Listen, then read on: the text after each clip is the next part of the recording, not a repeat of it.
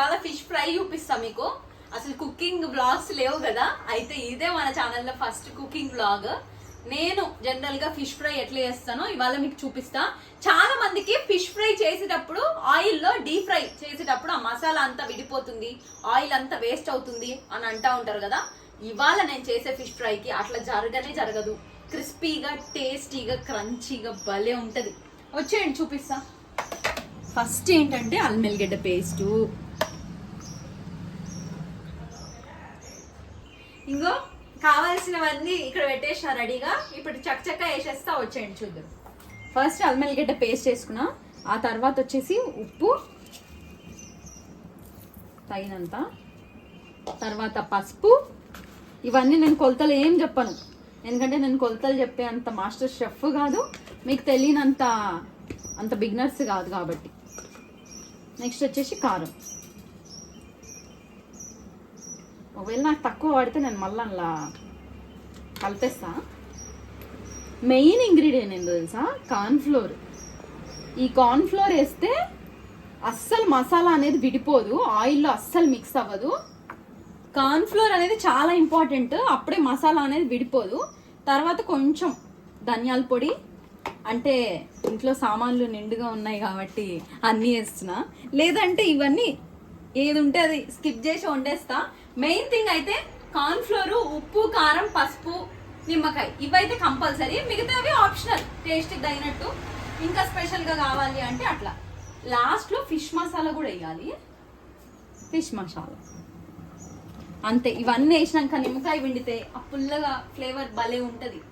నాకైతే బాగా నచ్చుతుంది. పులుపు నచ్చిన వాళ్ళు స్కిప్ చేసి లాస్ట్లో వినుకోండి.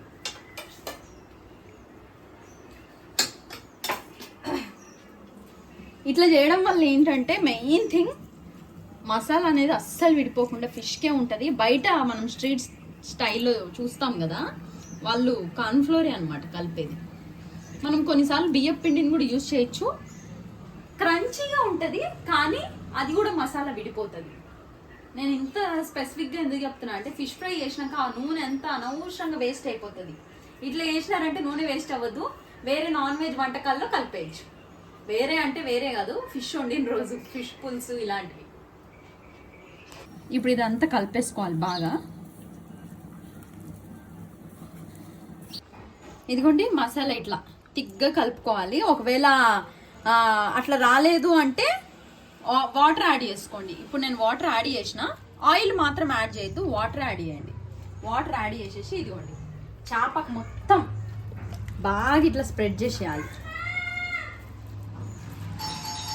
ఇదే మిక్స్ మనం చిన్న చేపలకి కూడా, అదే ముక్కలు ఉంటాయి చూసారా, ముక్కలకి కూడా ఇట్లే ప్రాసెస్ అంతా.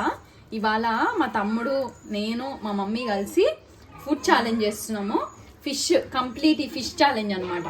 సో కుక్ చేస్తున్నా కదా, మీ అందరికీ చూపిద్దాము అసలు నేను ఎప్పుడు ఎట్లా చేస్తాను అని చెప్పేసి వీడియో తీస్తున్నా.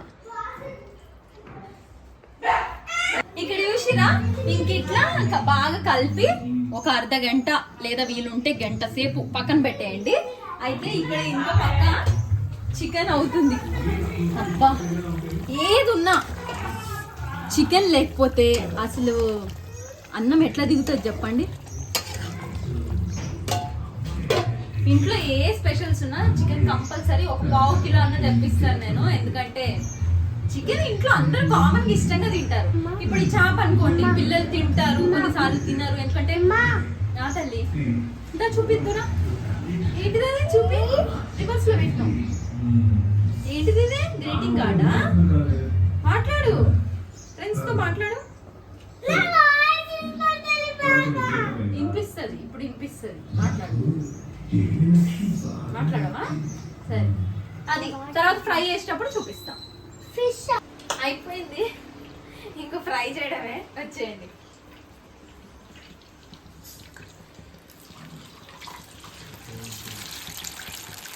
ఇట్లా కొంచెం మీడియం ఫ్లేమ్లో పెట్టి కుక్ చేసుకోండి, ఎందుకంటే అప్పుడే లోపల వరకు మంచిగా కుక్ అవుతుంది. మీడియం ఫ్లేమ్, ఆవేశపడి పెద్ద ఫ్లేమ్ పెట్టకండి. సిమ్లో వద్దు అట్లా అని చెప్పి హై వద్దు, మీడియం ఫ్లేమ్లో పెట్టి కుక్ చేసుకోండి, సూపర్ ఉంటుంది. తర్వాత చూపిస్తాం. ఇదిగోండి చూసిరా ఎంత బాగా కుక్ అయిందో. చుట్టూ అసలు మసాలా ఉందా చూడండి, మీరే చూడండి. చుట్టూ అసలు మసాలా అనేది లేదు. అట్లా ఇట్లా బాగా కుక్ చేసుకొని తీసుకోవడమే. కార్న్ఫ్లోర్ వేయడం వల్ల ఇట్లా అసలు మసాలా అనేది అస్సలు విడిపోదు.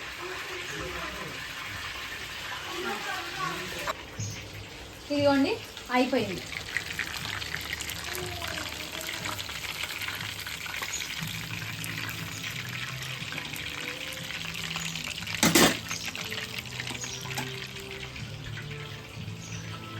చూడు చూపిగా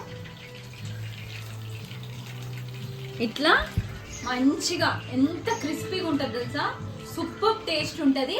ఇట్లనే మనం విడిగా చేప ముక్కల్ని వేసుకోవచ్చు, ఫుల్ చేప వేసుకోవచ్చు. నేను ఇంకా ఇంత పెద్ద చేప కూడా చేసిన రోజులు ఉన్నాయి, అంత పెద్ద చేప కూడా చేసుకోవచ్చు.